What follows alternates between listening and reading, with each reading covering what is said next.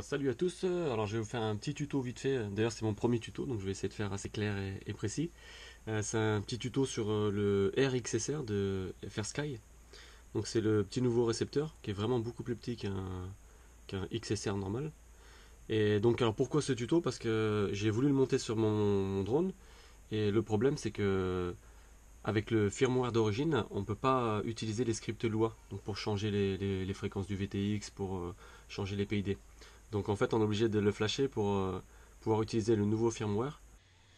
Alors après, pour parler un petit peu du RXSR, donc c'est le nouveau RX de FrSky, qui est vraiment beaucoup plus petit qu'un XSR. J'en ai pas ici, là, ils sont sur mes montages.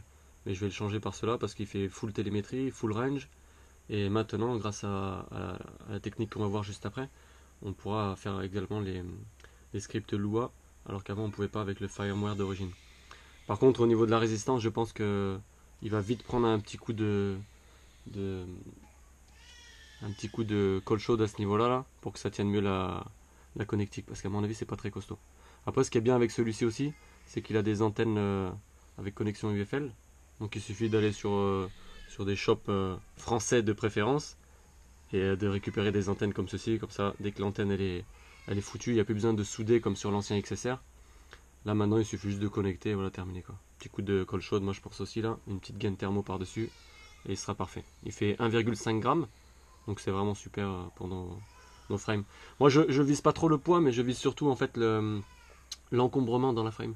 C'est-à-dire que maintenant les frames elles sont vraiment tellement petites que les XSR des fois ça rentre pas très bien après avec les TBS ou les autres VTX.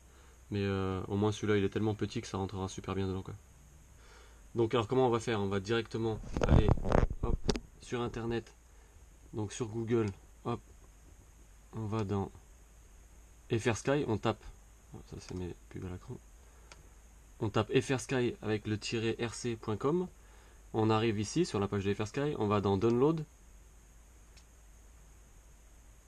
Une fois qu'on est dans Download, ici donc là il y a toutes les firmware pour les radios, on descend, là on a les firmware pour le receiver, on appuie sur le RXSR. Donc là le premier, il ne faut pas prendre celui-là, c'est le manuel, on s'en fout. On va ici avec la flèche là, firmware.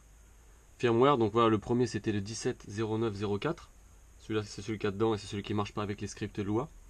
Donc on va prendre là celui-là, le 171009. Et il y a marqué ici support export transfert PID paramètres. Donc là on appuie sur download, ça va le downloader. Voilà. Une fois qu'il est downloadé ici sur le bureau, alors une fois qu'on a downloadé le firmware sur le bureau par exemple, on allume la radio en mettant les deux trims au milieu. Et on monte. Voilà, on arrive sur cet écran là, ça vous connaissez déjà. Ensuite on la branche à l'ordinateur avec le câble USB. Voilà. USB connected.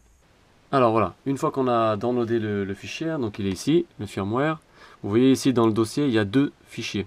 Il y a le premier avec marqué CC ici. CC c'est pour les États-Unis, donc nous on n'en a pas besoin.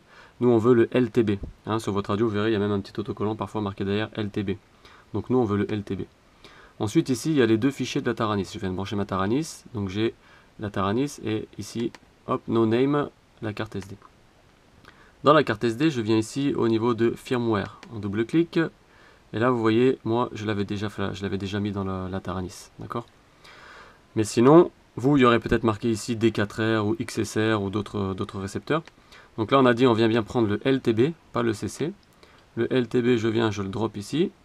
Moi, il était déjà, donc je m'ai remplacé. Voilà. Une fois qu'il est dans la Taranis, on peut fermer tout. On vient éjecter les deux fichiers. Voilà. Et maintenant, il ne reste plus qu'à aller dans la radio pour flasher le récepteur.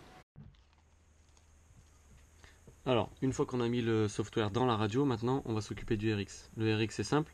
On prend juste le négatif, le positif et le smart port, qui normalement est un câble vert. Mais moi, sur cette prise-là, il est jaune. Donc, j'ai pas voulu les souder, hein, j'ai juste fait que les fils, le noir touche le noir ici, le rouge touche le rouge, le jaune touche le jaune. J'ai mis un bout de scotch pour pas qu'après ils se touchent entre eux, bien sûr. Et de l'autre côté, c'est une simple fiche cerveau comme ceci. D'accord? Une fois qu'on en est là, on prend la radio, on la tourne. Voilà. Ici, on enlève le cache. Et là, bah, c'est super simple. Hein. Tout en bas, c'est l'antenne. Et après, c'est les deux autres. Donc, antenne, négatif et positif.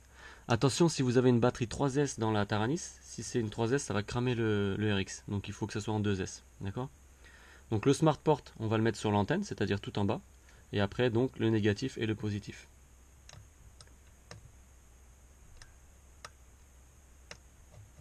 Voilà. Donc il est branché comme ceci, hein. Le blanc ici, là, c'est le smart port qui va sur l'antenne de la radio. Ensuite, c'est le négatif. Et ensuite, c'est le positif. Et en 2S. Quand on est là, on allume la radio. Une fois que la radio est allumée, on laisse appuyer sur menu. On appuie sur page. Et là, on rentre dans la carte SD, donc le no-name tout à l'heure sur l'ordinateur. On descend. Ici, c'est les firmware, Crossfire et Prom. Nanana. Voilà, firmware. Tout à l'heure, on a mis dans firmware. On appuie entrée. Alors, regardez bien sur Mac. Vous avez vu, il y en a qui ont un petit tiret devant. Il faut surtout pas le flasher avec celui qui a le tiret devant. Avec Mac, je sais pas pourquoi à chaque fois ça met un avec un tiret dedans, comme un dossier fantôme, et l'autre le normal. Il faut pas le flasher avec le tiret parce que sinon ça marche plus après. Donc je viens flasher celui-là que je voulais, hein, le 170109. Là j'appuie sur entrée, je laisse appuyer. Et là on met bien flasher un module externe pour que ça puisse aller flasher le RX. On laisse appuyer avec son doigt. Voilà, on appuie une petite fois. Voilà. Et là ça marque écriture, et si on retourne la radio, on voit que le RX il est bien alimenté, il est bien en train de travailler. Il ne faut pas s'inquiéter, hein, tant qu'on ne vient pas appuyer sur flasher le module externe, il ne s'allume pas ici, hein, c'est normal. Il va s'allumer que quand on va mettre flasher le module externe. Donc là maintenant c'est super simple, on attend que l'écriture elle arrive jusqu'au bout. Donc là voilà, on arrive vers la fin. Une fois que c'est à la fin, c'est super simple, on fait exit, exit. Voilà, on revient à la page principale. Là on peut éteindre la radio. On débranche le RX derrière. Et ensuite il suffit juste de déconnecter les fils et de les brancher directement sur sa... Moi ça sera sur une Fortini F4, mais sur votre carte, et voilà, maintenant il est flashé et il va accepter les scripts Lua.